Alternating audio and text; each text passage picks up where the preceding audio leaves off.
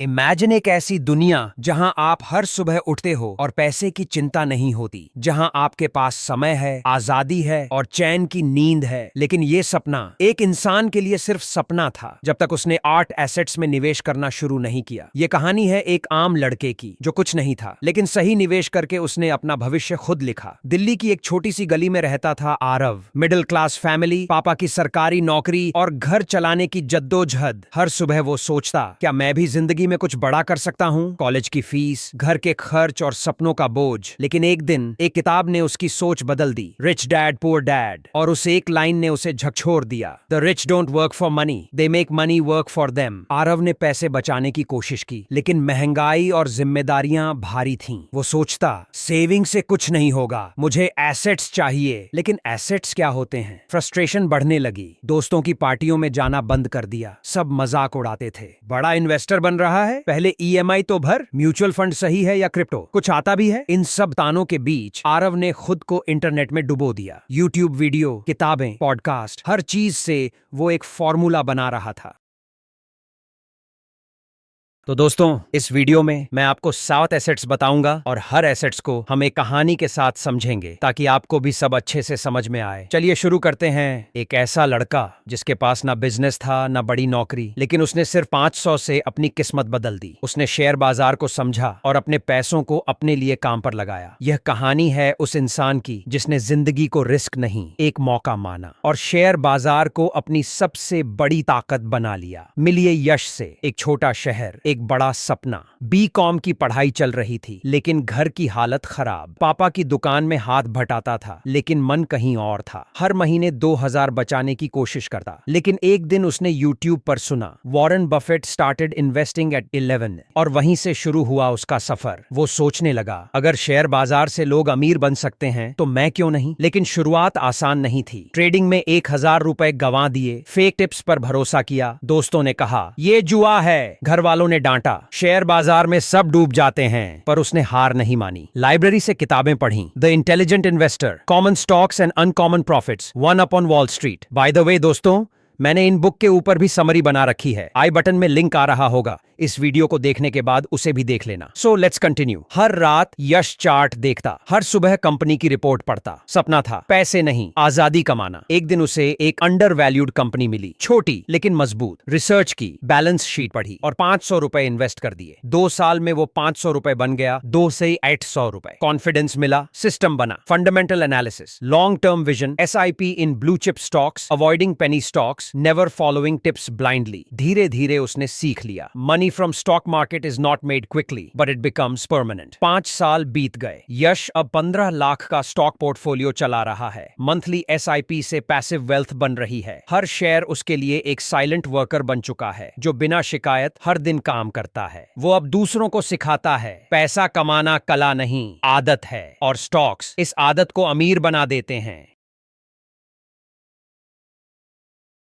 अब आगे बढ़ते। पापा ने कहा था, बेटा पैसा बैंक में रखो, सुरक्षित रहेगा। लेकिन मैंने पूछा, सिर्फ सुरक्षित या फायदेमंद? ये कहानी है एक बेटे की जिसने म्यूचुअल फंड्स के जरिए अपने पापा की सोच और अपनी किस्मत दोनों बदल दी। ये कहानी शुरू होती है दिल्ली के एक मध्यम वर्गीय घर से। मिलिए अनिकेत से, 26 साल का लड़का जिसने एमबीए तो कर लिया था, लेकिन पैसे की समझ अब भी अधूरी थी। घर में हमेशा पैसों की टाइट स्थिति रहती। पापा कहते, एफडी बना दो बेटा, 5% मिल जाएगा, यही तो सही तरीका है। पर अनिकेत सोचता, क्या एफडी से कभी कोई अमीर बना है? फिर उसे पहली बार किसी ने कहा, म्यूचुअल फंड सही है। शुरू में लगा ये भी कोई विज्ञापन है, लेकिन क्यूरियोसिटी बढ़ी और वहीं से शुरू हुई अनिकेत की असली जर्नी। म्यूचुअल फंड समझना आसान नहीं था। SIP, NAV, date funds, equity funds, ये सब क्या है? सेबी रेगुलेटेड है, लेकिन भरोसा कैसे करें? घर वाले कहते, बाजार में पैसा डालना रिस्की है। अनिकेत ने खुद से वादा किया, हर दिन 1 घंटा म्यूचुअल फंड्स को दूंगा, समझूंगा, फिर निवेश करूंगा। उसने यूट्यूब देखे, ज़ीरोधा वार्सिटी पढ़ा, ग्रो ऐप की मदद ली। धीरे धीरे उसने सीखा एसआईपी का मैजिक, कंपाउंडिंग की पावर, डाइवर्सिफिकेशन की सुरक्षा, रिस्क रिटर्न रेशियो की इंपॉर्टेंस। लेकिन असली टेस्ट तब आया जब उसने 10,000 से अपना पहला एसआईपी शुरू किया। इक्विटी म्यूचुअल फंड में। 3 साल बीत चुके थे। अनिकेत अब हर महीने 5,000 की SIP कर रहा था। उसने 2 म्यूचुअल फंड्स चुने, large cap fund, stable growth के लिए mid cap fund, high return के लिए मार्केट गिरा फिर बढ़ा, लेकिन अनिकेत ने SIP नहीं रोकी। और उसी टाइम कुछ ऐसा हुआ जो कहानी बदल देगा। पापा की तबीयत खराब हुई, 50,000 का इमरजेंसी खर्च सामने आया। अनिकेत ने म्यूचुअल फंड से पार्शियल रिडेम्पशन किया, पैसा 3 दिन में अकाउंट में आ गया। उस दिन पहली बार उसके पापा ने कहा, बेटा म्यूचुअल फंड सच में सही है। अब अनिकेत म्यूचुअल फंड्स को सिर्फ इन्वेस्टमेंट नहीं, एक रिस्पॉन्सिबिलिटी मानता है। उसने म्यूचुअल फंड्स में सिस्टमैटिक इन्वेस्टमेंट शुरू किया। इमरजेंसी फंड, लिक्विड फंड में short term goal, hybrid fund, long term goal, equity mutual fund, retirement, NPS plus index funds. 5 साल में उसका पोर्टफोलियो 8 लाख से ज्यादा का हो गया। पापा ने भी 2000 मंथ SIP शुरू कर दी। म्यूचुअल फंड्स ने सिर्फ रिटर्न्स नहीं दिए, उसने भरोसा दिया और जिंदगी की डायरेक्शन बदल दी।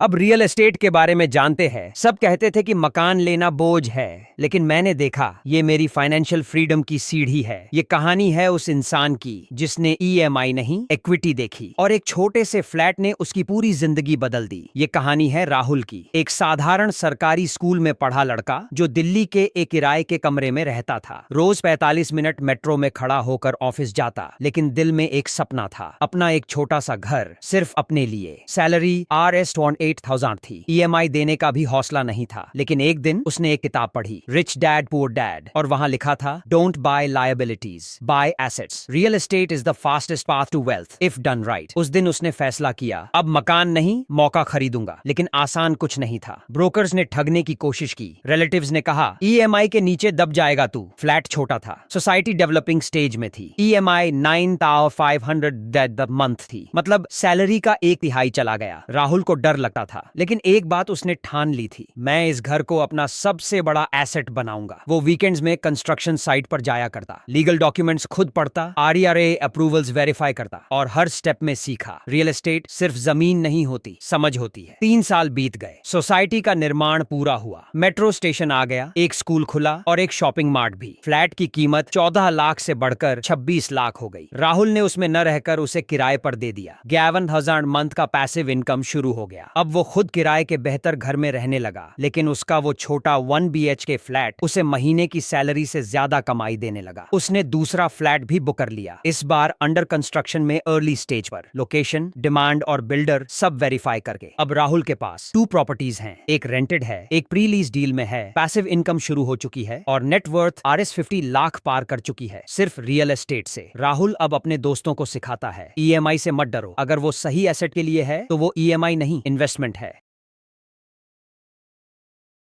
दोस्तों, अब की कहानी आपको ज्यादा पसंद आएगी, ध्यान से सुनो। माँ के बक्से में रखे सोने के कंगन बचपन में बस खेलने के लिए थे मेरे लिए, लेकिन आज वही गोल्ड मेरा सबसे मजबूत आर्मर है। ये कहानी है एक महिला की जिसने जेवर से ज्यादा सोचकर गोल्ड को फ्यूचर की चाबी बना दिया। संध्या, 33 साल की महिला, एक छोटे शहर में रहने वाली। पति की नौकरी प्राइवेट थी, बच्चों की पढ़ाई चल रही थी और EMI सिर पर, सेविंग्स मुश्किल से 2,000 महीने की। माँ हमेशा कहती थी, बेटी थोड़ा थोड़ा सोना खरीदती रहे, बुरे वक्त में काम आता है। पर संध्या ने पूछा, बुरा वक्त क्यों सोचे माँ, क्या सोना अच्छा वक्त नहीं ला सकता? गोल्ड, लेकिन कैसे? गोल्ड ज्वेलरी, मेकिंग चार्जेस, बहुत ज्यादा घर में रखने का डर, मंथली इनकम में फिजिकल गोल्ड खरीदना मुश्किल। फिर संध्या को पता चला digital gold, sovereign gold bonds और गोल्ड ETFs के बारे में। शुरुआत हुई 100 से, डिजिटल गोल्ड से। हर हफ्ते 200 इन्वेस्ट करना शुरू किया। घर में नहीं, फोन में रखा सोना, बिल्कुल सुरक्षित। पति ने पहले टोका, ये भी कोई इन्वेस्टमेंट है? लेकिन संध्या ने जवाब दिया, अभी नहीं दिखेगा, लेकिन 5 साल बाद यही दिखेगा। 2020 का लॉकडाउन आया, पति की नौकरी चली गई, EMI रोक दी गई, बैंक बैलेंस 4,500 सेविंग्स खत्म। लेकिन संध्या के पास था 5 ग्राम डिजिटल गोल्ड, उसने तुरंत बेच दिया 28,000 में और उसी से घर 2 महीने चला। पति ने उसी दिन कहा, आज समझ में आया क्यों माँ ने सोना संभाल के रखने को कहा था। इसके बाद सॉवरेन गोल्ड बॉन्ड्स खरीदे, 2.5% एनुअल इंटरेस्ट के साथ लॉन्ग टर्म इन्वेस्टमेंट शुरू किया गोल्ड ETFs में, और बेटियों के नाम एक गोल्ड सेविंग प्लान खोल दिया। अब संध्या हर महीने अपनी 5,000 सेविंग्स में से 2,000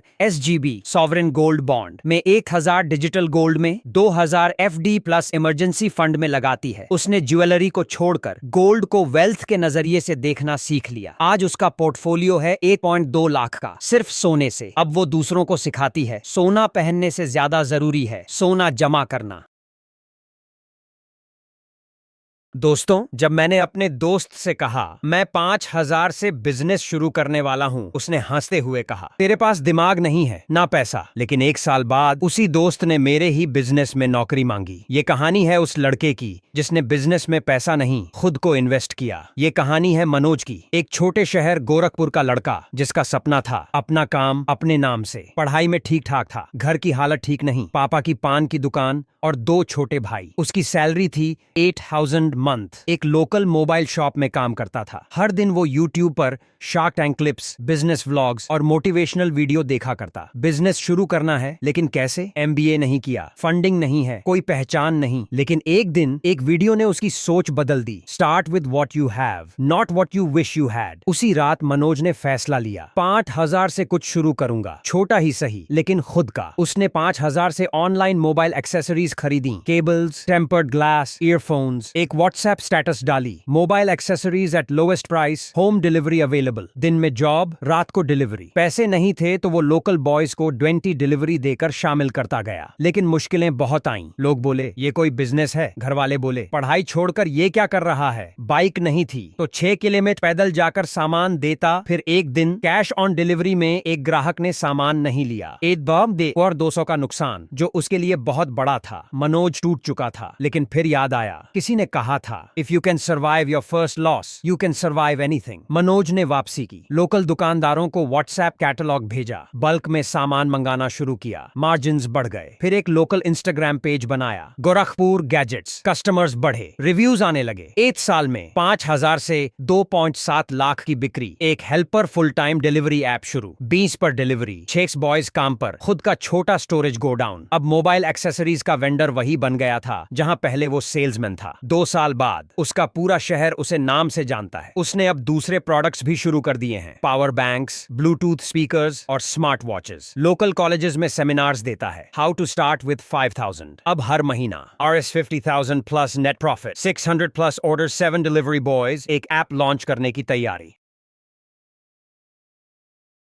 तो दोस्तों, जब दुनिया क्रिकेट देख रही थी, मैं YouTube पर सीख रहा था कि NFT क्या होता है। जब दोस्त पबजी में बिजी थे, मैं अपना पहला डिजिटल एसेट बना रहा था, सिर्फ कैनवा और लैपटॉप से। आज वो एसेट हर महीने पैसे कमा कर देता है और मैं सिर्फ एक बार बना चुका हूँ। ये कहानी है उस लड़के की जिसने सिर्फ अपने लैपटॉप और वाईफाई से डिजिटल एम्पायर खड़ा किया। कहानी है राहुल की, 24 साल का लड़का जो लखनऊ में एक साधारण मिडिल क्लास परिवार से है। पढ़ाई खत्म हो चुकी थी, जॉब नहीं मिल रही थी और घर वालों का दबाव बढ़ता जा रहा था। राहुल के पास सिर्फ 3 चीजें थीं, पुराना लैपटॉप, बेसिक डिजाइन और राइटिंग स्किल्स और बहुत सारा वक्त। एक दिन उसने YouTube पर एक वीडियो देखा, 5 digital assets you can create for passive income. उस दिन उसने पहली बार जाना डिजिटल एसेट की वो चीज जो एक बार बनाओ बार बार पैसे कमाओ, जैसे e books, online courses, NFTs, stock photos, website domains, digital products, templates, presets. Rahul ने ठान लिया, अब नौकरी नहीं, एसेट बनाऊंगा। पहला ट्राई, एक ई बुक लिखी, हाउ टू क्रैक फ्रीलांसिंग। 0 खर्च, सिर्फ मेहनत। लेकिन Amazon KDP पर अपलोड करते वक्त फैमिली ने टोक दिया, कोई पढ़ेगा भी क्या, लिखाई में कुछ नहीं रखा, कुछ काम कर, ये टाइम वेस्ट मत कर। पर राहुल रुका नहीं। दूसरा ट्राई, 50 इंस्टाग्राम कैरोसेल टेम्पलेट्स बनाकर गम रोड पर डाले, नई में 3 दिन तक कोई सेल नहीं। फिर एक डिजाइनर ने शाउट आउट दिया और 24 घंटे में 19 सेल्स। राहुल को पहली बार महसूस हुआ, मेरी मेहनत सिर्फ मेहनत नहीं रही, एसेट बन गई। अब राहुल अनस्टॉपेबल था। कैनवा से टेम्पलेट्स, नोशन से प्लानर्स, चैट जीपीटी से ई बुक्स, एटसी पर रिज्यूम बंडल्स, टीचेबल पर माइक्रो कोर्सेज। वो हर हफ्ते एक नया डिजिटल एसेट बनाता और सेल करता। एक दिन उसका एक ebook, how to start Canva freelancing, viral हो गया। 7 दिन में 35,000 की कमाई, वो भी सोते सोते। 1 साल में राहुल ने बना लिए 12 e books, 8 template bundles, 3 online courses और 8 NFT आर्ट कलेक्शन। अब उसके पास हर महीने 45,000 प्लस पैसिव इनकम, 23 देशों में कस्टमर्स, हर हफ्ते 200 प्लस ईमेल सब्सक्राइबर्स, खुद की ब्रांडिंग, द डिजिटल देसी। अब वो दूसरों को सिखा रहा है डिजिटल एसेट से अपने सपनों को कैसे जियो।